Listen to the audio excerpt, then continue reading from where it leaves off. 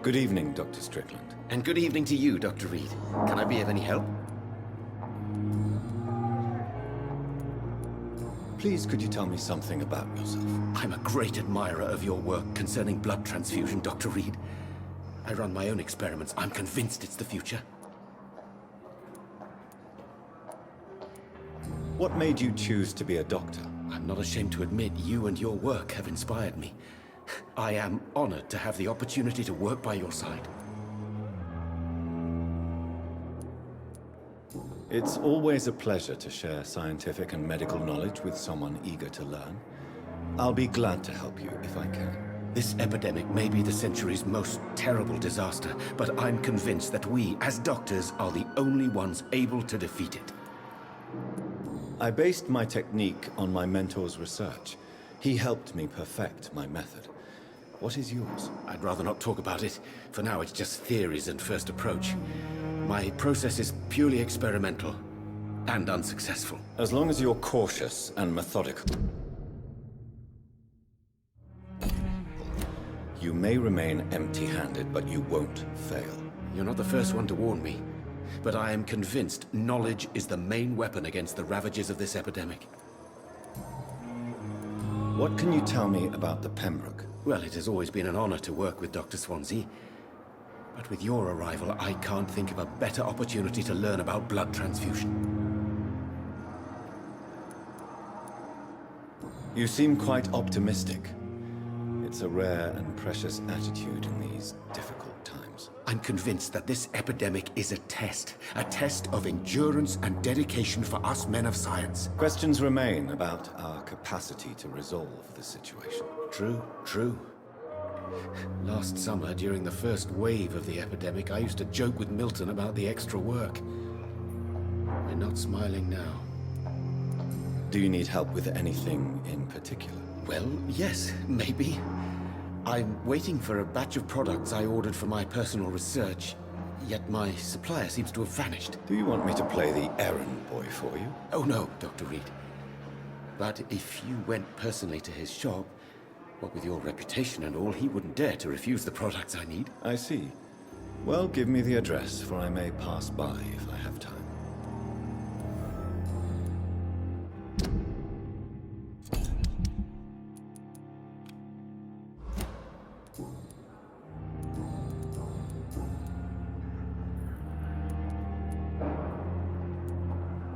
Tell me more about your willingness to experiment with new medical techniques. Harvey Fidic is a patient suffering from a severe injury that could cripple him if not treated correctly. I'm convinced your blood transfusion technique could help him. What is it you really want? To save him, or to prove your point? Fair question. I want nothing but to save my patient, Dr. Reid. Especially since I know Mr. Fidic's story.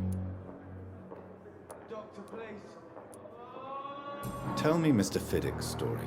Our first diagnosis was compromised because Mr. Fidic lied to us about the real origin of his injury. He first claimed it was an accident. But why would he hide such crucial information from us? Because he is a proud father, ashamed of putting his children at risk because of his own negligence.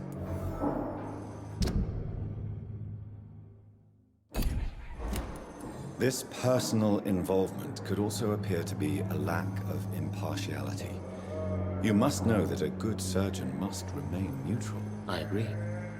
But that does not excuse Dr. Ackroyd's behavior, a man who did not even take time to converse with his patient. Do you think keeping his distance was a mistake? All I know is that I'm taking care of human beings with desires, hopes, and fears. Not some biological machine comprised of blood, bones, and flesh. Tell me, Thoreau, what's the real cause of your dislike for Dr. Ackroyd? He refuses to admit that your blood transfusion technique is the only way to save Mr. Fidic. I'm convinced we must use it. What Dr. Ackroyd really said is that you lack the skill to perform this operation efficiently. Is there anything you have to say about this? It's a false conceit. Dr. Ackroyd secretly envies your reputation. His jealousy blinds him. I'm not the real target here. Goodbye, Dr. Strickland.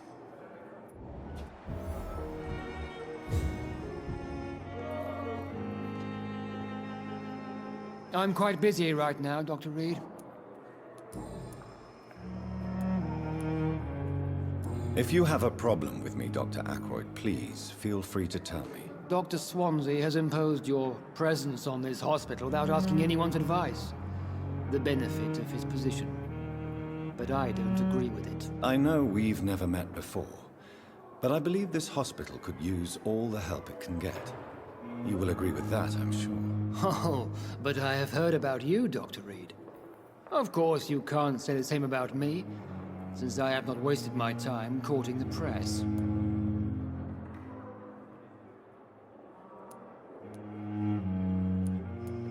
Aren't you too old for such jealousy? It really won't do you any good, you know. Don't be ridiculous, Dr. Reid. A simple glance is enough for me to know you have nothing for me to envy. Since your tenure in this hospital is longer than mine, perhaps you can tell me more about this place. Let's just say I'm tired of the carelessness around me. I have always respected the skills of Dr. Swansea, but over time his enthusiasm has become displaced. Carelessness? Exactly what are you talking about? We're here to save lives. The people who trust us are not volunteering for experimentation. They're here to be healed. I don't intend to run any radical experiments, Doctor. Even if I, as any good practitioner should, express an interest in pushing the boundaries of medical research. Modern medical methods were created through audacity and ego. But there are rules in our line of work, and they're here to protect our patients.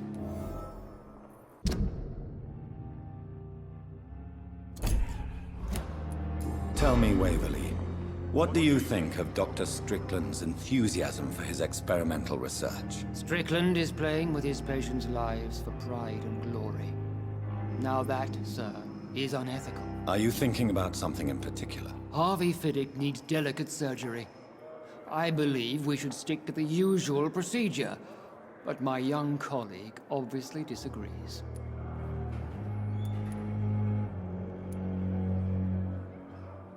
And are you not afraid that your rivalry with Strickland may be blinding you? Rivalry? I guess you could call it that.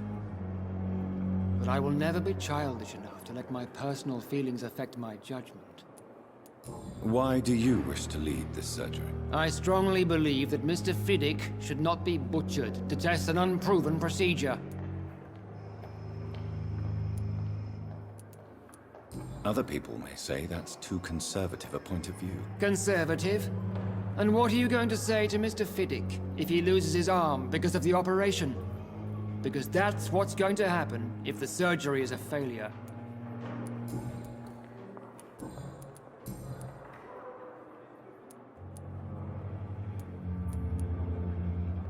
I don't know what you've heard about me, but I have already proved my value as a practitioner. I don't question your skills, Dr. Reid, but your motive. Is it money, fame, or are you truly dedicated? And what exactly is that supposed to mean? I served in the war just like you. But unlike you, I did not use the wounded to play the modern sorcerer. Be careful what you insinuate, Dr. Ackroyd. I only want you to admit you used those men to improve your theories. Knowledge has always been and will remain our main weapon, and it has always come at a price. And personal initiative. It is not a question of initiative, it is a question of integrity. These men and women have put their faith in us, Dr. Reid. It seems you have bad memories of your military service. I refuse to see this industrial slaughter as scientific progress. War only reveals the worst in men. We can at least agree on something, Dr. Ackroyd. What do you think of Dr. Tippett's opinion of your promotion, Waverly? Tippett is a good practitioner. Maybe just a little too attached to his prestigious position at the Pembroke Hospital. Really? That's exactly his diagnosis of you. A little too eager to get promoted? A little bit too proud? He has the right to think so. But I deserve this promotion, and I don't consider it anything but well-earned. Thank you for your time. We'll talk later.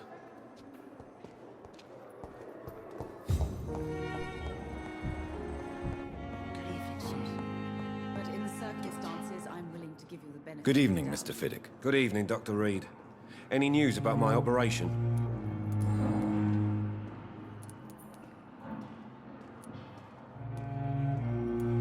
Tell me about the doctors who are arguing about your case. Strickland and Ackroyd. They both want the best for me, but there's a lot of pride there. Doctors are no different from carpenters, it seems. What do you mean? I often had professional arguments with rivals on a building site. Difference is, I disagreed about wooden nails, not flesh and bones.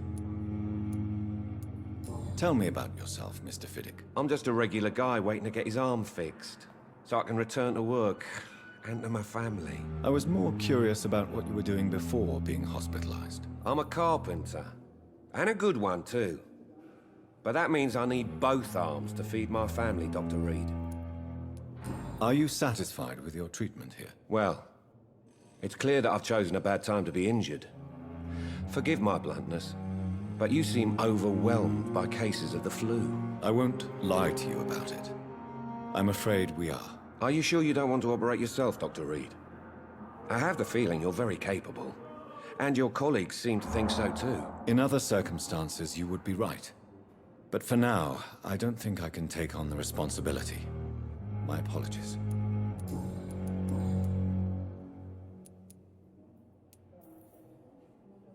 You seem worried about the safety of your family. And it's obviously the reason why your wound troubles you so much. I cannot give up on my children now. They both need me living. What about their mother, if I may ask? She died in 1915 during one of the first Zeppelin raids. We never found her body.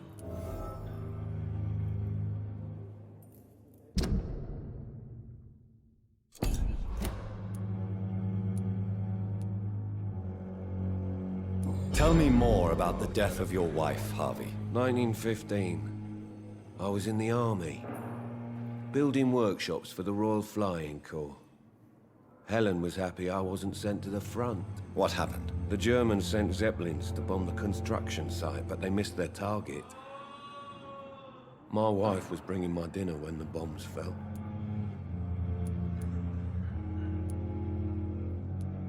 I'm sorry for your loss.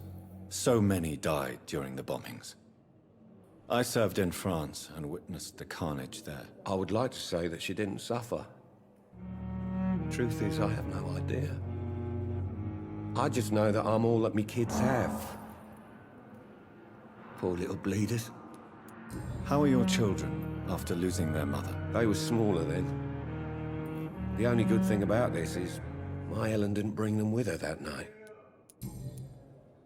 Tell me about your injury, Harvey. Why do you feel so guilty about it? My wife died because of me. And now I may lose everything because I've been careless enough to hurt myself. What an arsehole. How could your job be responsible for your wife's death? I was working a double. She went out to bring me a hot meal and got caught in a German bomb raid. You can't hold yourself responsible for your injury, Mr. Fidic. Unless you tried to hurt yourself. Of course I didn't hurt myself. But I can't work until my arm is fixed. My children need to eat, Doctor. Goodbye for now, Mr. Fidic. I'll see you later. I will not let you down, my boy. This hospital seems to be falling apart. But in the circumstances...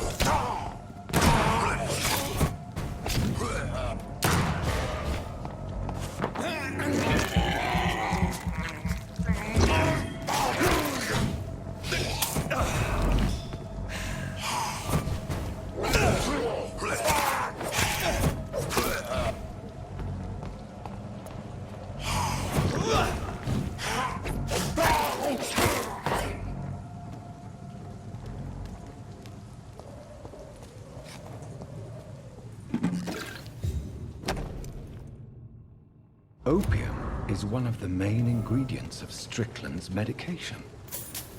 Never a good move.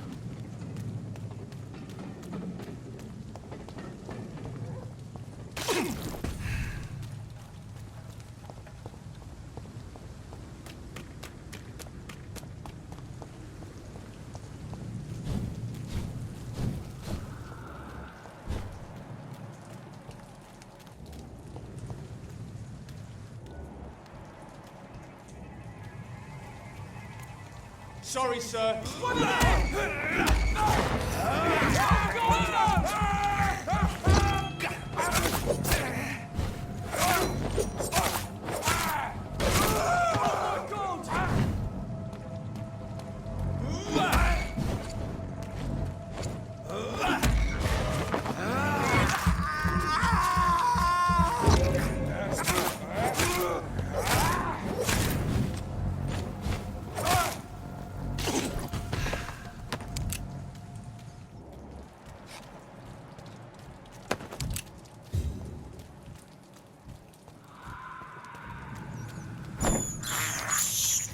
I can't believe I'm doing this.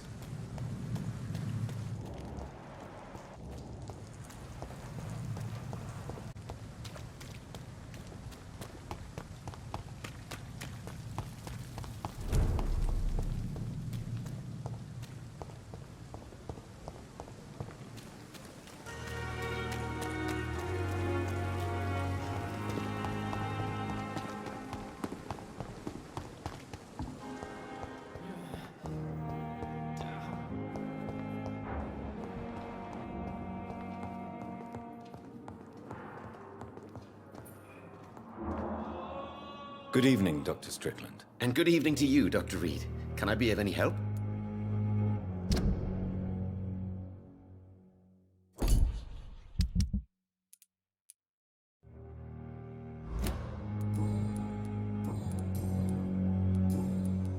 I located the shop, but it was vandalized, and the owner is missing. All I found was your order. I was afraid of such bad news. People are so desperate they're ready to burgle a shop for drugs. That's quite a list you ordered. Opium, sodium hypochlorite. It can't be just headaches you're trying to cure. This dreadful influenza, of course. I already ran some tests on hopeless cases.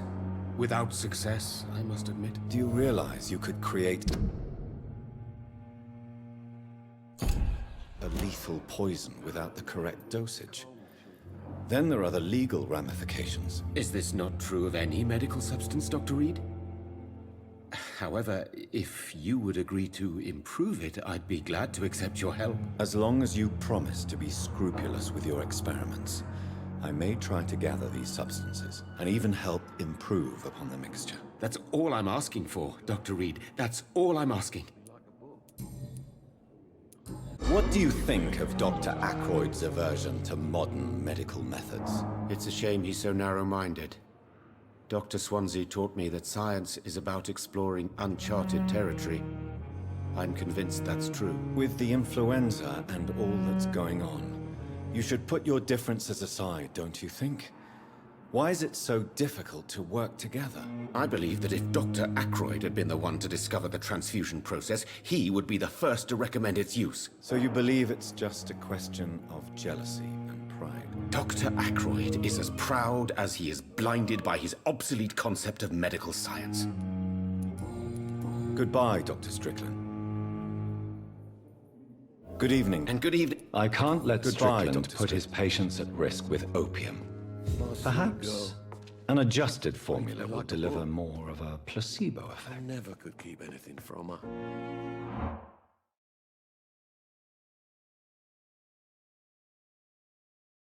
Good evening, sir. Doctor.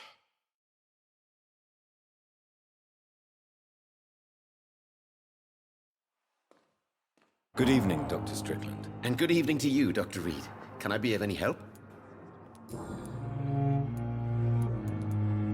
I want to know about these secret tests you run, and if they can save people from this epidemic. Speak to me now, Thoreau. I know I may sound presumptuous, but I'm just following your steps, Dr. Reid.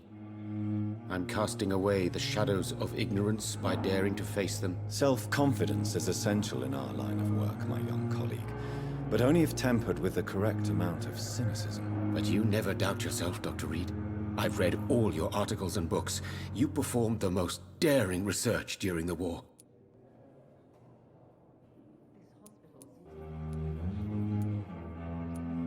Don't you think we have enough work already? Perhaps now is not the best time to be chasing shadows. Chasing shadows, really? It's funny those words coming from the only doctor here who has spent more time outside this hospital than in. Goodbye, Dr. Strickland.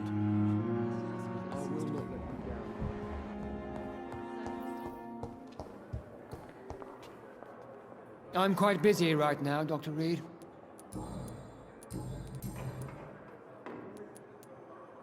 Do you think Dr. Strickland has any chance of curing the Spanish flu by himself? His wish to cure the sick is not driven by pride, but by an idealistic view about our mission here. Honestly, I don't know which is worse. You consider him a good practitioner, yet you will not report his methods. Strickland may be a rival, but I will not use dirty tricks or regulations to prove him wrong. We are doctors, not politicians.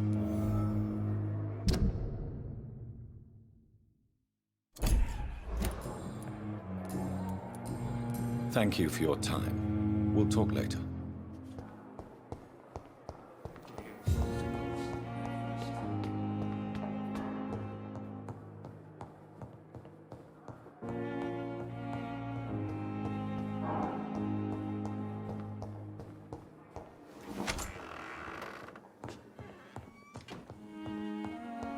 The flower's dying. Strickland's project could be dangerous. I have a mind to report him to Dr. Ackroyd.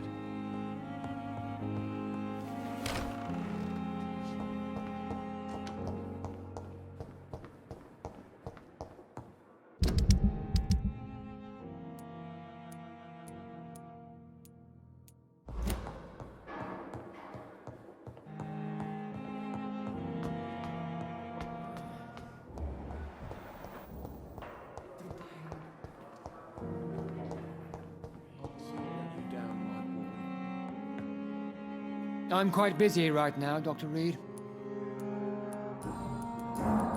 I know that you're a busy man, but I could use your help and advice. The great Dr. Reid honors me with a request.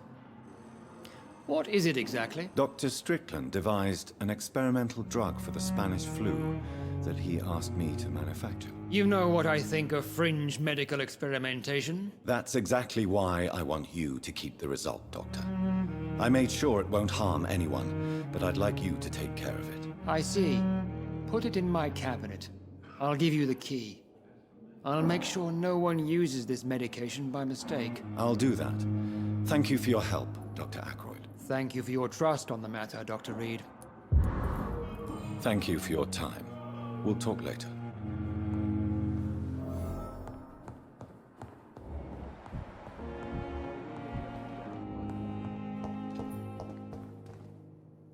Good evening, Dr. Strickland. And good evening to you, Dr. Reid.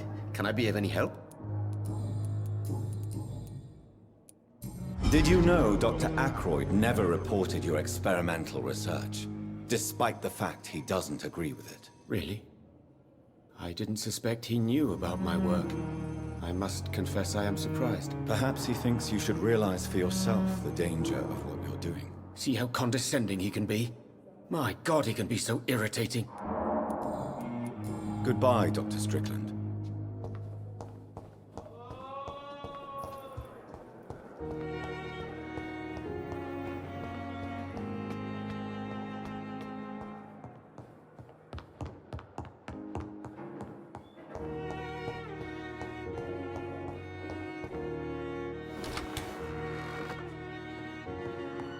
It's locked, all right.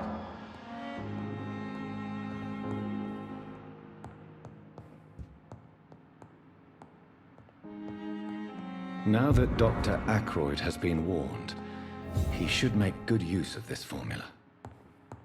It's locked. It's locked, all right.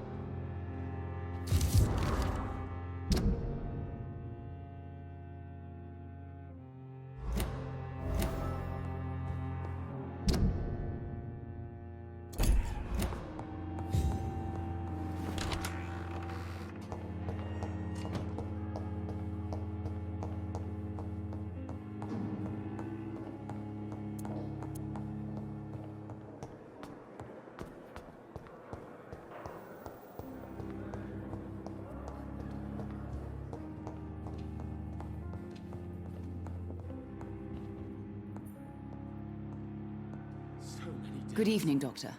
How is my son doing? I've read your son's medical report, Beatrice. It's not the flu or anything life-threatening. What has you so worried? He was at death's door when he was brought here. I just want him to be better as soon as possible. He's not out of the woods yet, you know. He might need to stay here longer than expected. Take care of him then, Dr. Reid. People here only seem to focus on contagious patients. I worry my poor Mortimer will be neglected.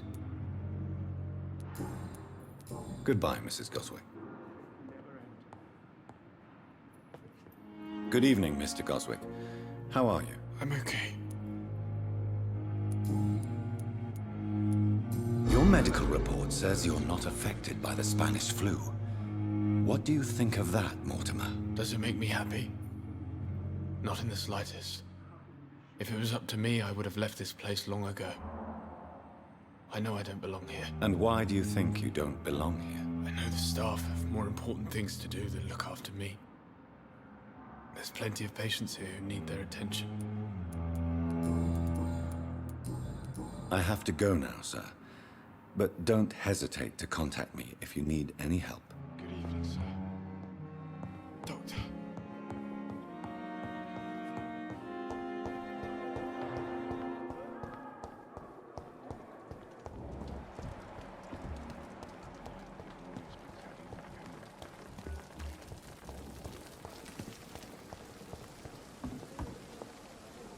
Good evening, Nurse Brannigan. Good evening, Doctor.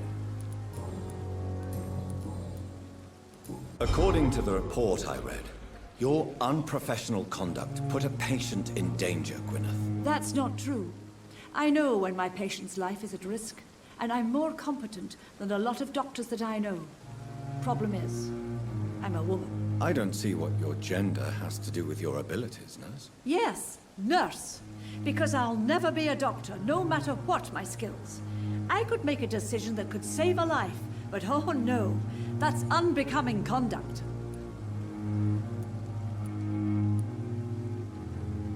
Have you heard of Elizabeth Blackwell? She was the first woman listed on the UK Medical Register. Change is slow, but it will come. And you will always have my support. To have the right to study shouldn't be determined by sex, skin, or wealth. That's all I'm saying. Goodbye, Nurse. Call me if you need assistance.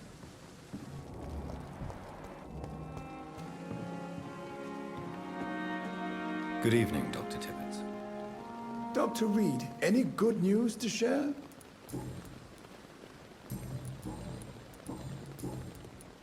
Nurse Brannigan has been recently accused of neglecting her professional duties. Tell me what you really think about it. This kind of protest is nothing but elitist bullshit. I trust Nurse Brannigan with my life. She has what it takes to be a great doctor. Do you really think she could be the next Elizabeth Blackwell? Believe me, Dr. Reid, a time will come when skill and skill alone will determine who can be a physician and who cannot. Goodbye, Dr. Tibbets.